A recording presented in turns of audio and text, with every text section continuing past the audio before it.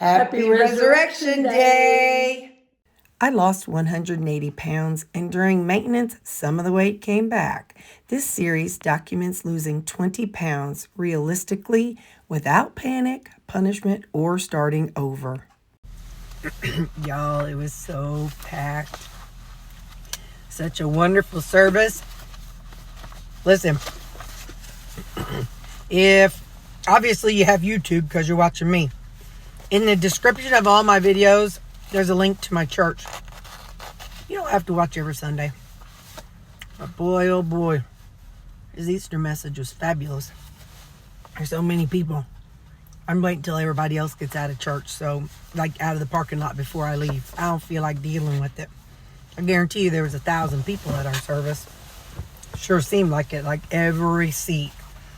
All right, so what was he talking about today? The weight. It was kind of cool. He had a what do you call that whenever there's like an example, like he had a guy on stage and he was lifting weights. Listen, I'm gonna have to put my glasses on because it's too sunny and I'm too delicate to be that bright.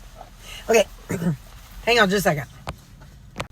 I wanted to text Mom and let her know that I'm not leaving the church parking lot. So I had kids' church today, so I had my church. Oh, and look, I wear this all year long. It's a tombstone, and it's got the tomb, and it's got the stone rolled away. It says He is risen. So it could be for Easter if you wanted to wear it just Easter, but I like to wear it all year long. All right, so the weight.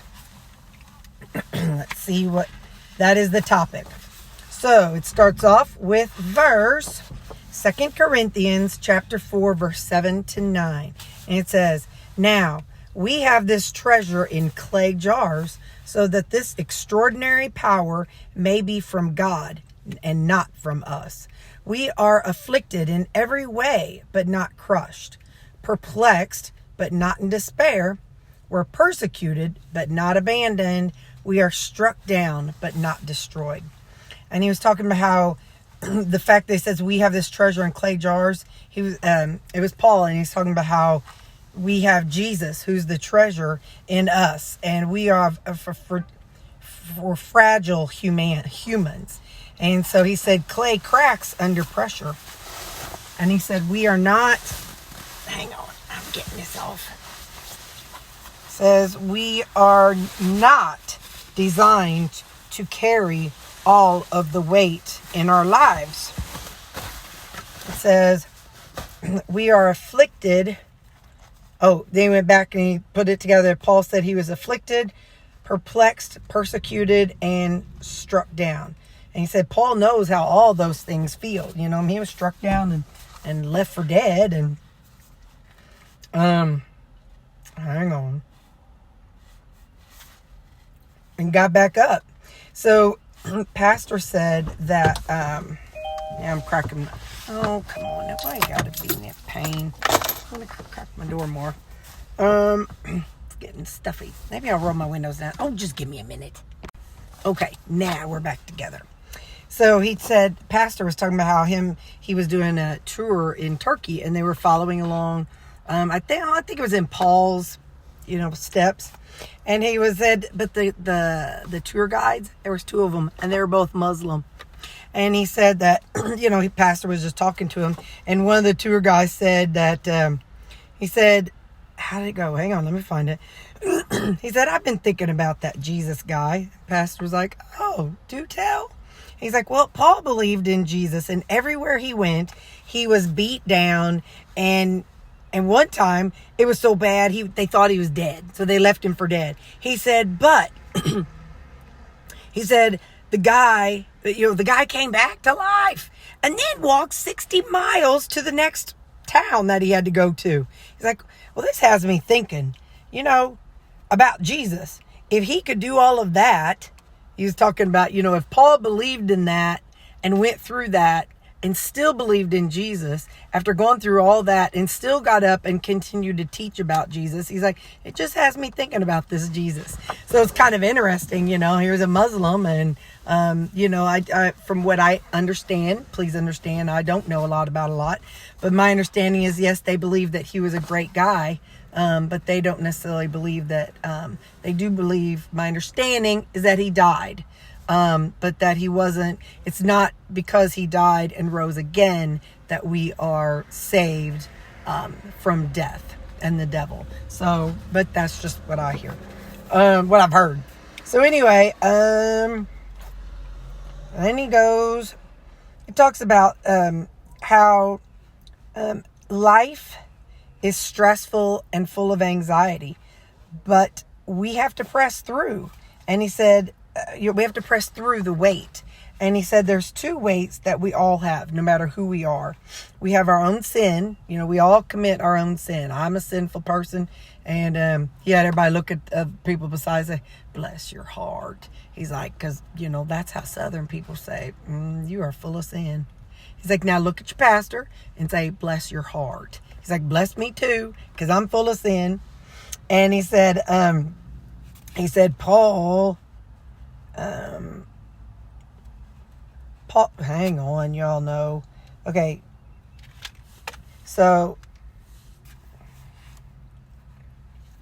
but the past press through the weight. The two weights that we have is our own sin,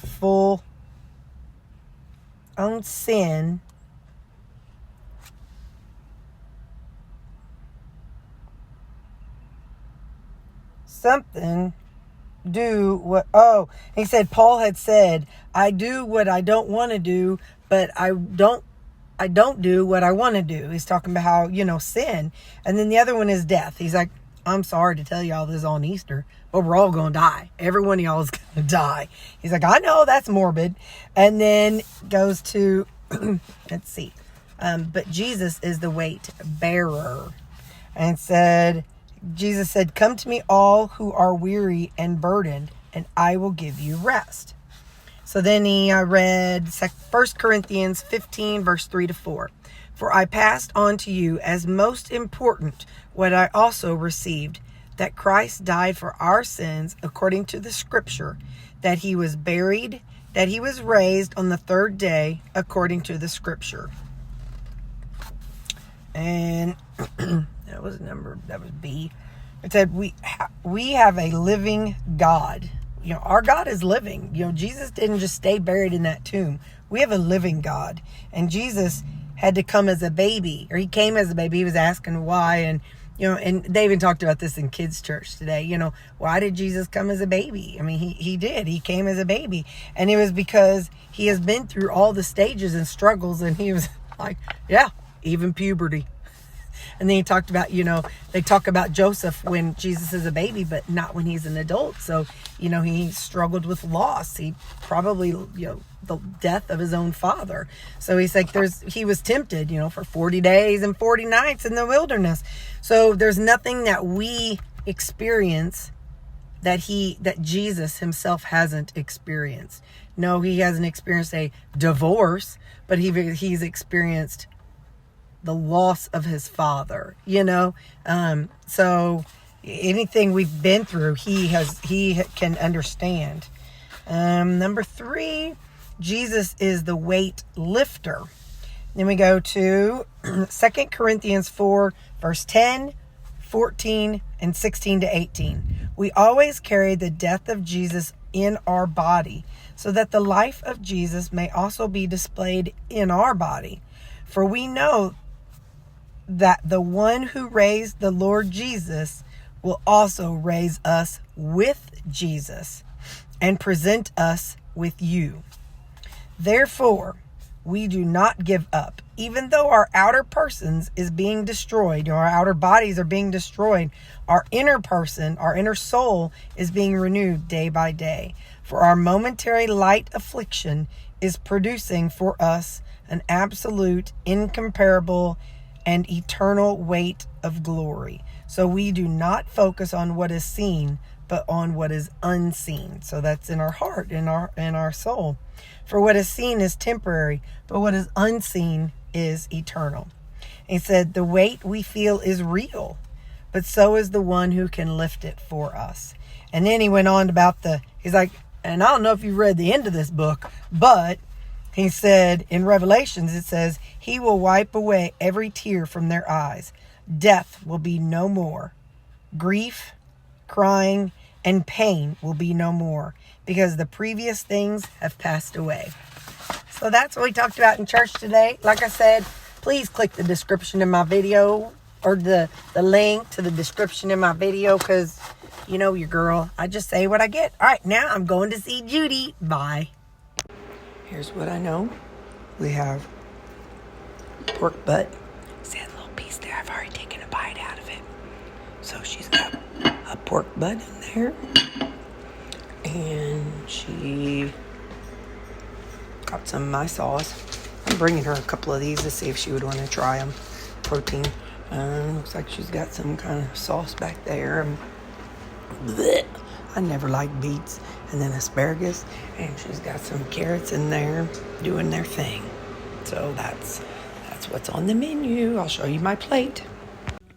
Look at that. I've got some pulled pork, a couple deviled eggs. I'm going to try pickled beet, some carrots, and asparagus. Both of those were steamed. So that's what I'm having. Finishing it off with a couple of little scoops of strawberry ice cream. Hey, I got my shirt on. I pooped. Come on, today. I pooped today. Yep, I did. Anyway, so how's it going? Happy Easter. Did you have a good Easter? I hope you had a good Easter. I ate good at my mama's, and I showed you all the things I ate. I am so proud of myself. I have not had mixed nuts. I couldn't even tell you when. I would say at least 5-6 weeks. She said something about she got in there and there were still nuts in there. She's like, oh. So anyway, she's like, what do? There's nuts in here. All right, so this is what I'm having for supper. This is, it's 8 ounces of 80-20. And then what I did was I cooked it and I cut it into strips. And then I added water into that rendered liquid. And so it's like a fat gravy. Ignore the green, I'll tell you about that in a second. Oh, tear. Whoop, I dropped you. Hold on just a second. So my chair is leather, and when I wear shorts, I don't like how it feels on me, so I always have a blanket on my, and not only that, but there's scratches from where Baxter would hop up on my lap, and his little feety would be. So anyway, thankfully I had a blanket down. Anyway, so I cooked the 80-20, and then I add liquid, well, just water, and then I kind of deglaze it, and then that's like the gravy. So you'll see this in tomorrow's thing also. But today, that green, well,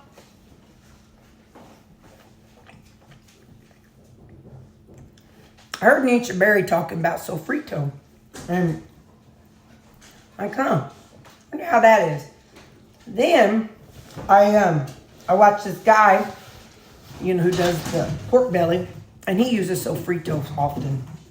I'm like, I'm gonna give me some sofrito and see what the heck that is. Well, that's what that is. That's that green.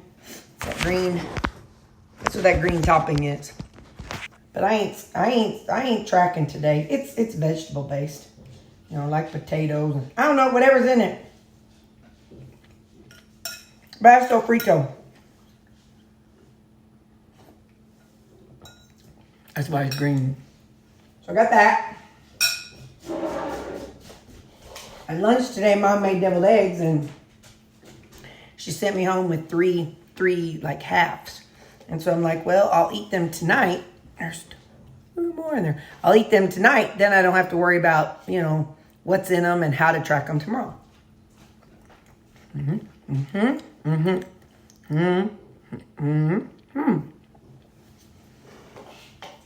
then,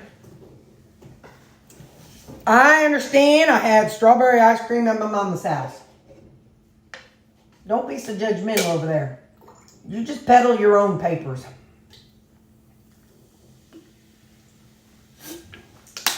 Yeah, you just peddle your own papers. We are having a creamy tonight. It is butterscotch and snickerdoodle. I don't think I've done this flavors before. I was like, oh, that's going to be good. Snickerdoodle is good and butterscotch is good. So let's see what we think.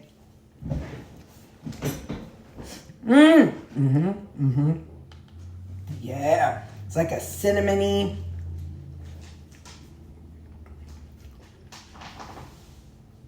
Butterscotchy. Good stuff. I better have one more bite. I gotta make sure there ain't no bugs.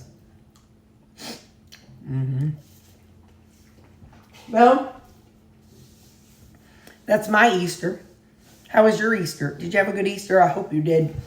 And even if you didn't get to be around your family, specifically your blood family, I hope you got to be around people that you like. Or your dogs that you like. I hope you got to be around the humans or non-humans that you like. So, all right. I love y'all. I got a toenail I need to cut. Okay, bye.